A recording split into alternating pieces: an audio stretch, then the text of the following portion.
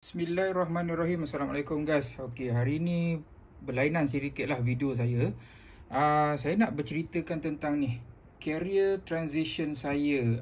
Kita jadikan contoh lah ya. Sebab apa? Sebab saya ni pun apa dah cute ni. Okey, sebab saya pun mengajar untuk subjek career counselling. So saya nak bagi tahu dengan student-student saya tentang apa itu career transition dan macam mana seorang kaunselor ni dia boleh buatkan program-program ataupun plan, intervention plan kepada klien-klien mereka. Okey, saya ni graduate daripada UiTM, degree in law pada tahun 2000. Okey, daripada tahun tu degree in law lah. Okey, dan saya bekerja di sebuah legal firm di Shah Alam. Okey, ini kerja pertama saya lah. Ini bukan kerja apa pun. Saya cuma menjadi clerk saja, kerani conveyancing clerk dekat legal firm ini. So pada tahun 2001 saya bekerja di sebuah syarikat bernama Excelnet Sdn Bhd di Cyberjaya. Okey, ini adalah syarikat buat design aerospace, alright. Dan saya bekerja di sini sebagai seorang HR personnel. Saya bekerja sebagai officer dulu, HR officer lah. Kemudian alhamdulillah kenaikan dan pada tahun 2007 jawatan akhir saya adalah sebagai HOD HR di syarikat tersebut. Dan bila syarikat ini ditutup, saya pergi pula ke sebuah syarikat bernama SME Aerospace di Sungai Buloh. Waktu ini saya bertugas sebagai training exec.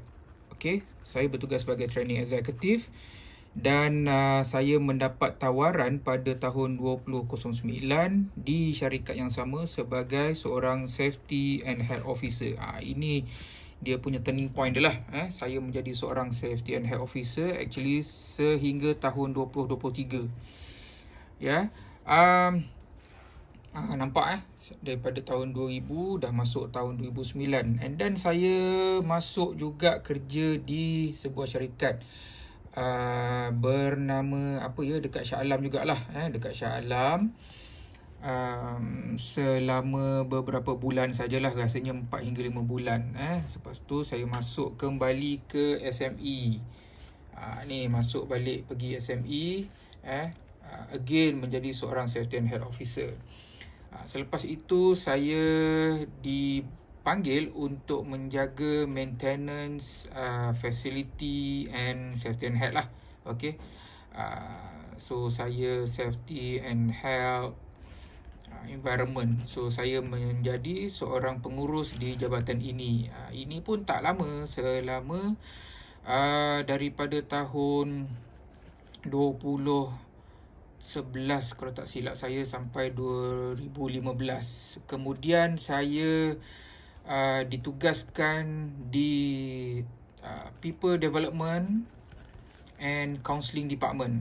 Okey, dekat sinilah apabila saya belajar pada tahun 2013 hingga 2016 saya ambil Master in Counselling.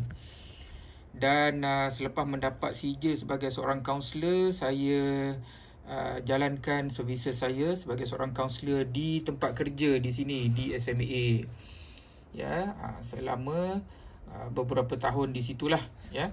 Sehinggalah pada tahun 2023 jawatan akhir saya sebagai seorang safety officer di SMA ini, dan saya resign pada bulan November 2023. Dan alhamdulillah pada November 2023 saya berada di OUM ya, dan sampailah sekarang ini tahun 2025 alhamdulillah saya masih bertugas dan berkhidmat sebagai seorang pensyarah di OUM. Dan saya juga adalah seorang program director, bagi kursus Master in Counselling, kursus yang memang dalam diri saya. Okey, itu dia career transition daripada tahun 2000, degree in law, saya mendapat Master of Counselling pada tahun 2016 dan saya mendapat PhD pada tahun 2021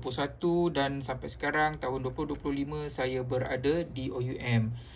Cuba cerita anda punya career transition macam mana. Okey, Assalamualaikum.